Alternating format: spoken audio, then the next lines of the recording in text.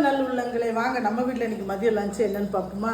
இன்றைக்கி வந்து சாதம் எதுலேருந்து வரணும். ஃபஸ்ட்டு வந்து இது வந்து வெஜ் பிரியாணி நேற்று செஞ்சோமா, அது மிச்சம் இருந்துச்சு, அது அப்படியே உள்ளதுக்கு வச்சு வேஸ்ட் ஆகக்கூடாது, அதனால் சுட வச்சுருக்கேன்.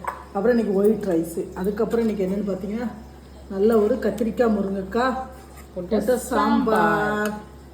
தேங்காய் அரைச்சி ஊற்றலை இன்றைக்கி. சிவா பவி செஞ்சதுனால அவள் தேங்காய் ஊற்ற மாட்டான். அவளும் பவியும் சிவாவும் சாம்பார் பண்ணால் எங்கள் வீட்டில் தேங்காய் அரைச்சி ஊற்ற மாட்டாங்க. ஏன்னா நான் தான் சவுத் சைடு செய்கிற மாதிரி தேங்காய் அரைச்சி ஊற்றுவேன். அவங்க வந்து இங்கே சென்னையில் உள்ள சாம்பார் மாதிரி தான் வைப்பாங்க.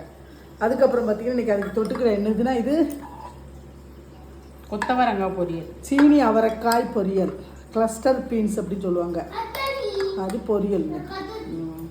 இதுதான் நம்மளோட மத்தியானம் லஞ்ச்.